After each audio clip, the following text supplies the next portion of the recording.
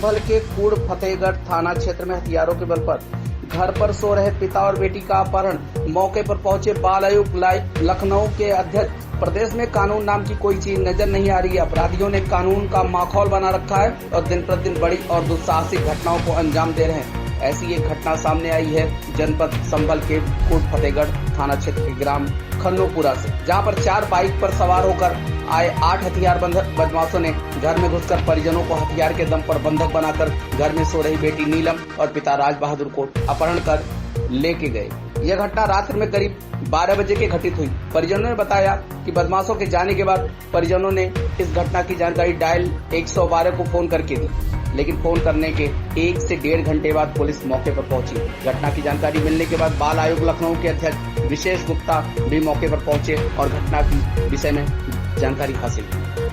थाना कुड़ क्षेत्र में बेटी और पिता का अपहरण हुआ है सर, क्या मामला है पूरा? देखिए, सुना मैंने है अभी, और मैं अभी मौके पे भी जा रहा हूँ।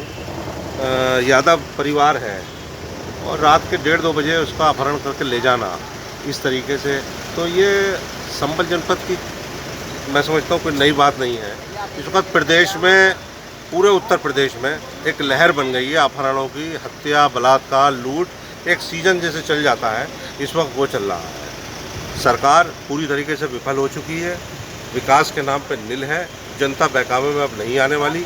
अब ये डर लगता है बस कि एक तो घर की धी बेटी सुरक्षित नहीं है, कहीं अगर जाती है, बच्ची स्कूल पढ़ने जाती है, बड़ी चिंता का विषय रहता है कि या तो परिवार का साथ जाए या फिर जब तक नहीं लौट के आती तो माँ बापों को। इस समय बेटी बचाओ बेटी पढ़ाओ का जो अभियान चल रहा है सरकार में, उस चीज़ को लेकर क्या कहना है?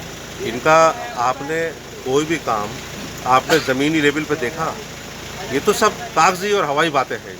हवाई बातें करके तो सरकार आई है भाजपा की। सबका विकास, सबका साथ, सबका सम्मान, तो कहाँ आप सबका विकास के नाम पे कोई ईंट लगी? कोई मेडिकल कॉलेज बना, कोई बच्चों की पढ़ाई के लिए अच्छी शिक्षा का कॉलेज बना, कोई सड़क गड्ढा मुक्त होने की बात 6 महीने में की थी कि गड्ढा मुक्त हुई? कोई काम नहीं है। आखिरी समय आ गया है, 1 साल चुनाव का है।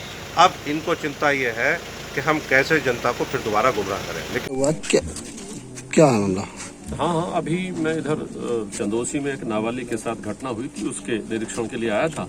वहीं पर तुरंत सीओ साहब अरुण जी मेरे साथ थे, परमेश्वर लाल सैनी मेरे साथ थे और भी भाजपा के जुड़े हुए तमाम कार्यकर्ता थे। वहाँ पता लगा हमें तुरंत ही अभी, तो चूंकि सीओ साहब मेरे साथ ही थे तो पता लगा कि आईजी साहब भी वहाँ पहुँच गए हैं।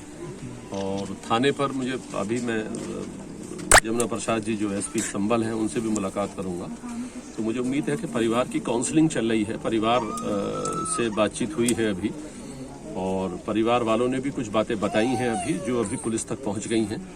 तो मुझे उम्मीद है कि जो सरकार की जीरो टॉलरेंस की नीति है या अपराधी इस प्रकार से बच ना पाएं, जो घटना स्थल पर किस प्रकार की घटनाएं बच्चों के साथ या महिलाओं के साथ किसी प्रकार की घटनाएं भी होती। मैं बाल संरक्षण आयोग का अध्यक्ष हूँ, मुझे पता लगा था और इमीडिएटली वहाँ सीधी तौर पर हम लोग इसलिए आए हैं कि जरा देखें इसमें कि नाबालिग बच्ची के साथ किसी प्रकार की घटना न हो, पिताजी और दोनों को ठीक तरीके से बरामद किया जाए। इसके लिए हम अभी एसपी साहब से अभी चर्चा करेंगे।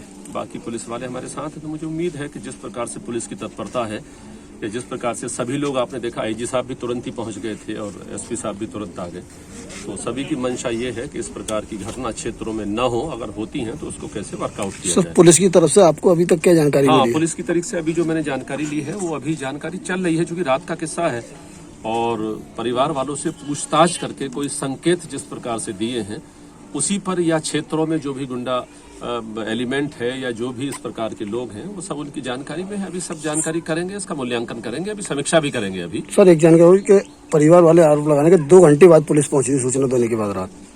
हाँ, निश्चित तौर पर वो कोई कारण हो सकता है, ऐसा नहीं है कि पुलिस एक्टिवली काम नहीं कर रही, लेकिन मैं इसके विषय में पूछूंगा कि भाई देर क्यों हुई है आखिरकार, और इतनी देर में चीज़ों में कहीं ना कहीं उसको पकड़ा जा सकता था। लेकिन अभी चूंकि मैंने बात नहीं की है इस विषय पर, अभी मैं सीधे तौर पर पहले पीड़ित परिवार से मिलना, उसकी भावनाओं को समझना मेरा ज़्यादा काम था और इसके विषय में मैं अभी समीक्षा करूंगा। कहीं कोई कमी होती है तो उसके विषय में अभी पूछूंगा मैं।